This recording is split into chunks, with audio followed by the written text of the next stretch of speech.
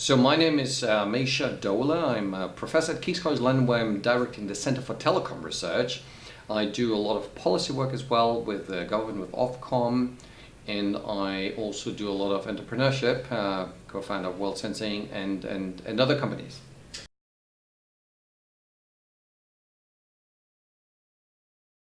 So 5G is interesting because it actually starts to address some of the key performance indicators, the KPIs, which 4G and 3G couldn't do. But it continues the trend of development. So, when we went from 2G to 3G, then 3G to 4G, data rate always improved by 1 to 2 orders of magnitude. Delay went down by 1 or 2 orders of magnitude. Reliability went up. The number of devices we could connect went up, etc. But with 5G, we are now in a ballpark figure where that becomes really interesting to industries, because suddenly the delay is so low that we can do control.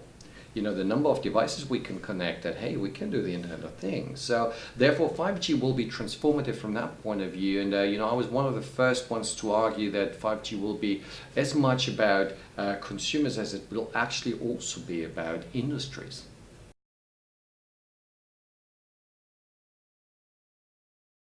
So spectrum is a problem in any of these generations. There's no magic. It's a serial chain, so you can't just bypass any of the links. So therefore, the spectrum is the first link between my mobile phone or between my laptop and the infrastructure, as long as I'm talking wirelessly. So there's no magic really here. We need more spectrum, and we have a lot of spectrum, but we need more of that if we actually want to support all these real-time applications, all these high definition video streaming, the Internet of Skills, what I'm advocating for. So there's no doubt about this. But interestingly, if you look at the capacity improvement over the last 35 years, so capacity has improved by a factor of 1 million about, right? So we exclude 5G here.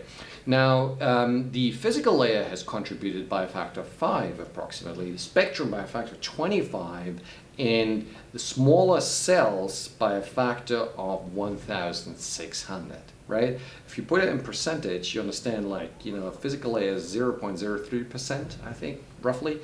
Spectrum is maybe 1, 2, 3%, but the big bulk is with smaller cells. And that's the trend we're seeing. We went from macrocells to microcells, femtocells, etc. So the ability to support smaller cells at a high degree of heterogeneity is the actual problem we need to address, and that requires orchestration. A lot of the SDN stuff comes in there. So the back end of the 5G infrastructure, call it core network or whatever is behind that, for me, that's the biggest challenge. Spectrum, yes, we need it. It's there, no doubt, and if we don't have it, will be problems. But the real challenge is not on the wireless interface.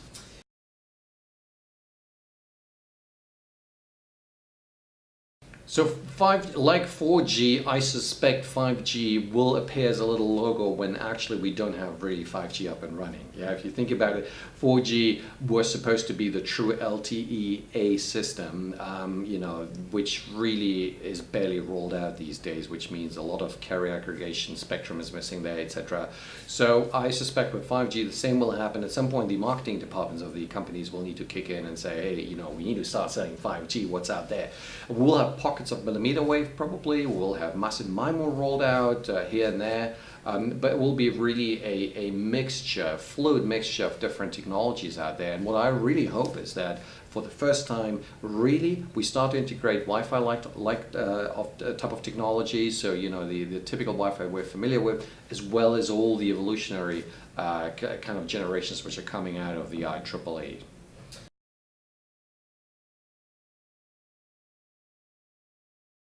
So I love that event because it wasn't just the, let's say, the wireless broadband IEEE community in a sense. I've seen a lot of faces there, I typically see in the 3GPP 5G traditional cellular type of events. So, bringing together these type of ecosystems, we've tried several times, and I have articulated that in the panel I was on right now.